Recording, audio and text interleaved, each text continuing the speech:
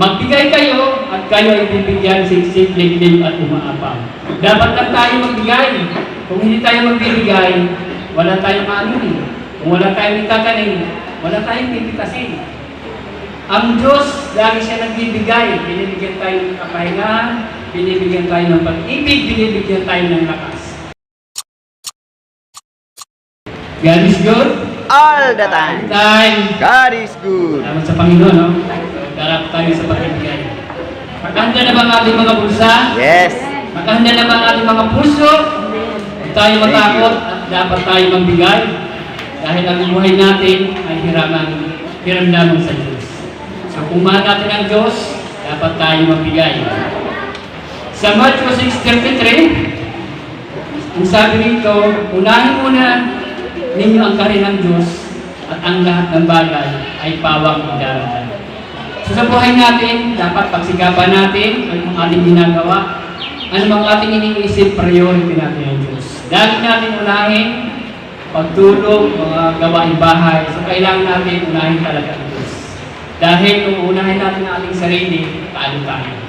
So bagamat ang buhay natin is maraming mga kapigatian, kahit hirap na hirap tayo, huwag tayo sumuko. Dahil nasa linya tayo ng makiti na pintuan matungo sa buhay na walang hanggan. Salamat sa Panginoon.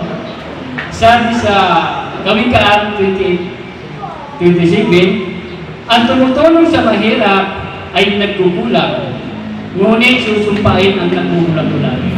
So dapat tayo tumulong sa ating mga kapatid, kung sino mang meron, kung ano man ang kakayanan. Huwag natin pababayaan dahil ang mga taga-Diyos may lang hindi kurito yan. Mapagmahal yan, mapagtiis, mapagbigay, mapagkumbaba, hindi mayabang. So salamat sa Panginoon na lagi tayong nakahanda, lagi tayong gising, lagi tayong alerto sa buhay natin. Lagi tayong nakahanda, hindi tayo natutulog dahil hindi natin alam ang pagbabalik ng Diyos sa buhay natin. So ang kaligtasan is imminent. Dito sa Luke 6:38, magbigay kayo at kayo ay bibigyan siksik, liglig at umaapang. Dapat lang tayo magbigay. Kung hindi tayo magbibigay, wala tayong maanunin. Kung wala tayong itatanim, wala tayong pipitasin. Ang Diyos, lagi siya nagbibigay. Binibigyan tayo ng kapahingahan, binibigyan tayo ng pag-ibig, binibigyan tayo ng lakas. So, kahit nga yung mga makasalanan, binibigyan pa rin ng pagkakataon. Bakit tayo nabubuhay ngayon? Nabubuhay tayo dahil binibigyan tayo ng pagsisisi sa ating buhay. Ano mga ating sitwasyon, ano mga ating kalagayan, ano mga ating iniisip, pinabala, nawa kalooban pa rin ng Diyos ang nangyayari sa buhay natin. So salamat sa Panginoon. Sabi nga rin ko sa mga ngaral, nagpapakapagod ang tao para sa kanyang tiyan, ngunit kailanman hindi siya masiyahan. Kumikita tayo ng salapi, hindi tayo masisiyahan. Mayroon na lahat ng bagay, hindi tayo masisiyahan. Bakit? Kasi yung ating kaisipan, maglulagi. Ang tunay na kasiyahan, ang Diyos mismo. Totoo yun, ang lahat ng bagay din, lahat ay nakakasawa. So ang ating hinaharap ngayon sa buhay natin, yung ating reward sa dating panahon. Salamat nga sa Panginoon na nung pumunta kami sa Mindanao, doon ko talaga naisip na ang tutulong talaga sa buhay mo, ang Diyos mismo, hindi yung tao. So walang tutulong, ikaw gagawa ng paraan, humingi ka ng talino.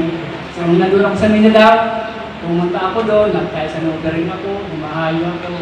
So doon nawalan ang aking kalungkutan. So pagdating dito, hindi na ako nalungkot.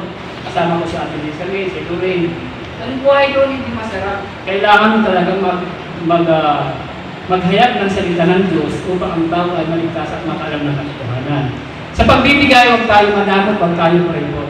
Ako kahit wala akong trabaho, hindi ko pinagyayabang, nagbibigay talaga ako. Kailangan natin yung banat, yung ating sarili. Kailangan tayo lagi nabibigay. Kahit isang basong tubig, kindi, ulam, bigas, lahat, ibigay natin kung sino na kailangan. Sabi sa Malakay 3, ibigay ninyo ang ikasampung bahagi sa ating bahay ka ng bahay upang kumaan mga pangangailangan. So alam natin yan, kailangan talaga tayo magbigay. Kahit wala na tayong trabaho, mayroon tayong pera eh. Kung magbibiron din tayo sa labas, pwede tayong nilita, kainin natin yung sobrang pagkain sa bahay. So yung ipapakain natin sa ating mga sa ating kagala-gala natin, ipunin na lang natin, ihulog na lang natin dyan sa kahit sa Robert. So salamat sa Panginoon. Sa Galatians 6:6, sabi rito, ang nagtuturo ay dapat binibigyan tulad ng ating mahal na pastora. Dapat siya tumanggap ng mga kaloob kung magkano ang dapat ibigay. So, kayo lang nakakalam. So, salamat sa Panginoon na dapat tayo magbigay. Ito yung kahit sugarin, alam na natin yan, kahit hindi kong baliwanag. So, tuwing linggo, alam na natin yan. Ito yung aking mahal na pastora.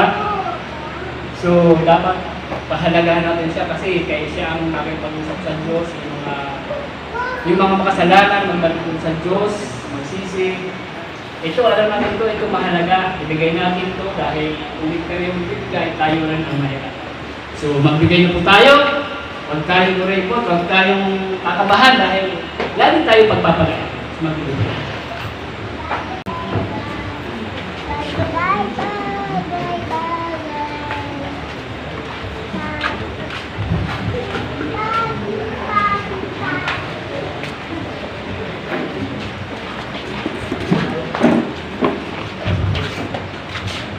Magbigay tayo sa Panginoon, tayo ay nabigay. Magbigay tayo sa Panginoon, tayo ay nabigay.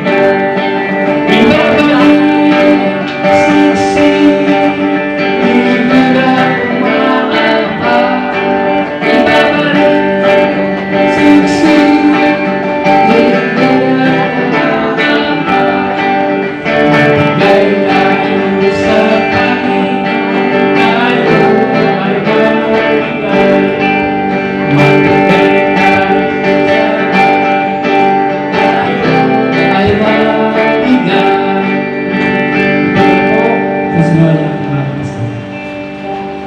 salamat po Diyos sa pinito, kagalit mo sa bahay panumbahan.